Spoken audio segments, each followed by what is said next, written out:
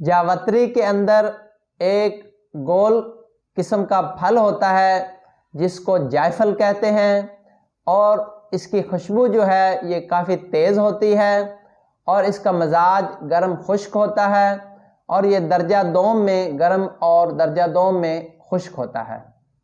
یہ مفرہ ہوتا ہے، مقوی قلب ہوتا ہے اور مقوی معدہ ہوتا ہے، مقوی با ہوتا ہے اور ریح کو خارج کرنے کے لیے استعمال کیا جاتا ہے۔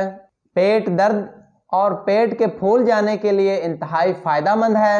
سرعت انزال یعنی کہ جلدی فارغ ہو جانا، اس مرض کے لیے جو میڈیسن استعمال کی جاتی ہیں ان میں جائفل جو ہے ایک لازمی جزو ہے اور لازمی جزو کے طور پر استعمال کیا جاتا ہے۔ یہ مقوی با ہے یعنی کہ مردانہ طاقت کو بڑھاتا ہے اور مردانہ طاقت میں بھرپور اضافہ کرتا ہے۔ جن لوگوں کا مزاج سرد تر ہے تو ان لوگوں کے لیے انتہائی فائدہ مند ہے۔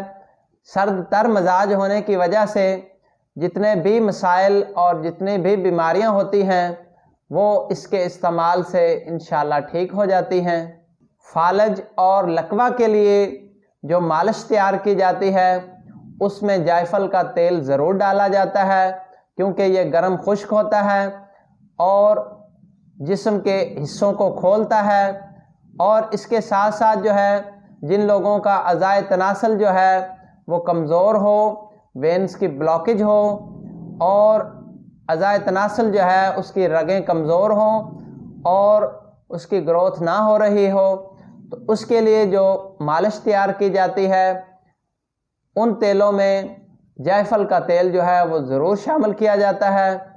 اس سے اعضائے تناسل کے جو پٹھے ہیں ان کو طاقت ملتی ہے، وینز کی بلاکج جو ہے وہ ختم ہو جاتی ہے اور اس کی گروتھ شروع ہو جاتی ہے۔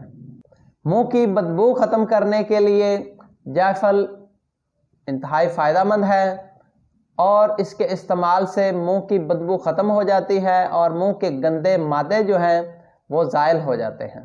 جائفل کا بدل جو ہے وہ جاوتری ہے اور اس کا مسئلہ جو ہے وہ دھنیا اور شہد ہے، یعنی اگر اس کے ساتھ دھنیا اور شہد استعمال کر لیا جائے کھانے کے لیے تو پھر کسی قسم کا جو ہے اس سے ضرر نہیں پہنچتا اور یہ فائدہ ہی پہنچاتا ہے۔ اس کی مقدار خوراک آدھا گرام سے لے کر 1 گرام تک ہے۔ تو ناظرین، یہ تھے جائفل کے فوائد جو میں نے آپ کے سامنے بیان کیے۔ امید ہے آپ کو آج کی ہماری ویڈیو اچھی لگی ہوگی۔ ڈاکٹر محمد سرفراز کو اجازت دیجیے، دعاؤں میں یاد رکھیے۔ اللہ حافظ۔